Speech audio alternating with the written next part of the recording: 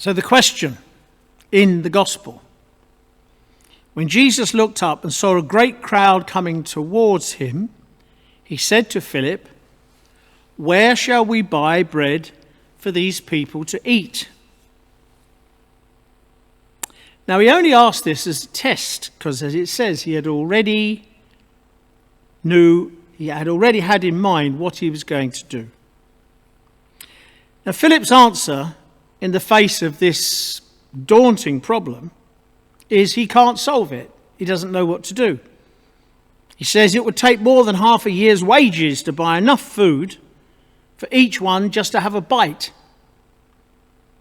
The inadequacy of our response when faced with the challenges of life usually focus on our own abilities or frailties. I don't know what to do. How will I cope? What will happen if I make a mistake? What will people think? So very often we end up doing nothing. We do nothing because we depend entirely on our own resources. Yet surely the saying, better to have loved and lost than never to have loved at all, should make us stop and think. Better to have a go, better to do something than to have done nothing at all. St. Augustine says, love and do what you will.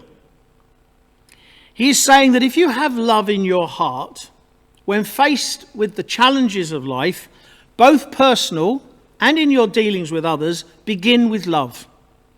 And it will give a focus and a strength to everything that you do. The great Jesuit priest, Father Pedro Arupe, wrote a very moving reflection. He says this: nothing is more practical than finding God, than falling in love in a quite absolute and final way. What you are in love with, what seizes your imagination, will affect everything. It will decide what will get you out of bed in the morning, what you do with your evenings, how you spend your weekends, what you read, whom you know, what breaks your heart, and what amazes you with joy and gratitude. Fall in love, stay in love, and it will decide everything. Now,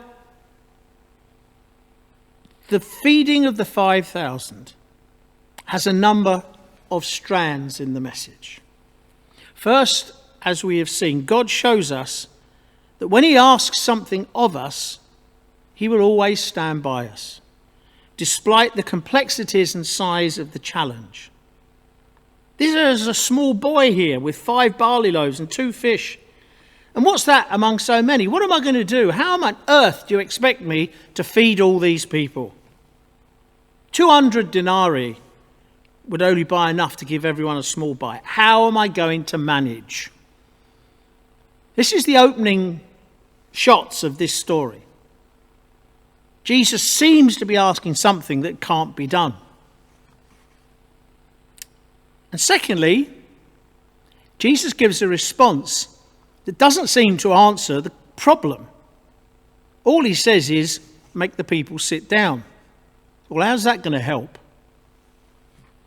But thirdly, something happens that we could never have guessed or worked out for ourselves. The story of the feeding of the 5,000 from the 5 loaves and fishes is one of the remarkable stories of history. But how could it happen? Jesus took the loaves, gave thanks, and gave out to all who were sitting nearby. And he did the same with the fish, giving out as much as was wanted. So when God gives, he's not mean with what he gives. He gives as much as is wanted. He gives us. So they ate as much as they could. They were filled up with God's generosity. And finally, there'll always be enough. Always be enough.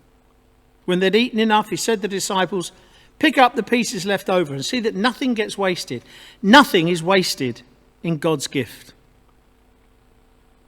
Now, of those points, those 4 points, we can get stuck at the first one when we're faced with life's challenges. We can say, well, there's nothing I can do. There's too many people. How can I feed all these people? Or secondly, we could say, well, that's not very helpful. When someone tries to intervene, say, well, look, why don't we do it like this? Say, no, it will never work. It will never work. Thirdly, we must be prepared to accept that things may happen in a way we don't expect. We don't expect. Prayer is always answered. Every time. Sometimes the answer's yes. Sometimes the answer's no. Sometimes the answer's not yet. But it's always answered. And it's answered in a way that it comes through God's loving care for us. And like Philip, he couldn't see. He couldn't see how it was going to work. And sometimes in our life when we're faced with challenges, we think, this is never going to work. I'm never going to be able to do this. And then when we look at things that come towards us, say, well, that's not going to work. That will never work. In the feeding of the 5,000, we see our own skepticism. But then we see the power of God when we open our eyes and see what he's doing. How he takes 5 loaves and 2 fish and he feeds everyone in a way that we could never imagine. That is how God will work with us in a way that we could never imagine. And there will be plenty. And there will be plenty left over. The story of the feeding of the 5,000 reminds us of the encounter with Elijah, the prophet Elijah in the Old Testament, where he meets the poor widow who is about to cook her last meal. And he asks her to share the meal with him. And she says this, "As surely as the Lord our God lives, I don't have any bread, only a handful of flour in a jar and a small olive oil in a jug. I'm gathering a few sticks to take home to make a meal for myself and my son, that we may eat it and die." Wow, that is a grim scenario. Yet in faith, when the prophet asks her to share her meal, in faith, she says yes. And what happened? There was food every day for Elijah and for the woman and for her family. In the feeding of the 5,000 and the story of Elijah and the poor widow, God gives us the same message.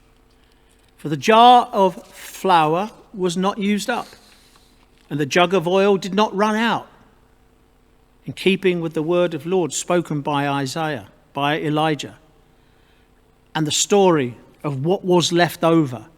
There was plenty. It was because of such signs like this that the people of Israel began to be aware of Jesus. But the authorities were afraid of his influence. And even after his death, as the first reading continues to give account of the apostles being brought before the high priest and the Sanhedrin, they don't know how to deal with them and the power that the message is having on the people of God. And from the first reading today, we hear this wise man, Gamaliel, who was a doctor of the law and respected by the whole people, stood up and asked to have the apostles taken outside. Then he addressed them. "Men of Israel, be careful how you deal with these people. What I suggest, therefore, is that you leave these men alone and let them go. If this enterprise, this movement of theirs, is of human origin, it will break up in its own accord. But if it does in fact come from God, you will not only be unable to destroy it, but you might find yourselves fighting against God." If the message comes from God, you will not only be able to destroy it, but find yourself fighting against God. These words should give us serious pause for thought, for the message we listen to is not of human origin. And as we listen to it, after 2,000 years, it certainly has not broken up of its own accord. So let us be at peace. Let us have the courage of the Word of God, and let the prayer of St. Francis de Sales reassure us in these uncertain times where we may not be sure what to do. Do not look forward in fear to the changes in life. Rather, look to them with full hope that as they arise, God, whose very own you are, will lead you safely through all things. And when you cannot stand it, God will carry you in his arms. Do not fear about what may happen tomorrow. The same loving Father who cares for you today will take care of you then and every day. He will either shield you from suffering or will give you unfailing strength to bear it. Therefore, be at peace and put aside all anxious thoughts and imaginations.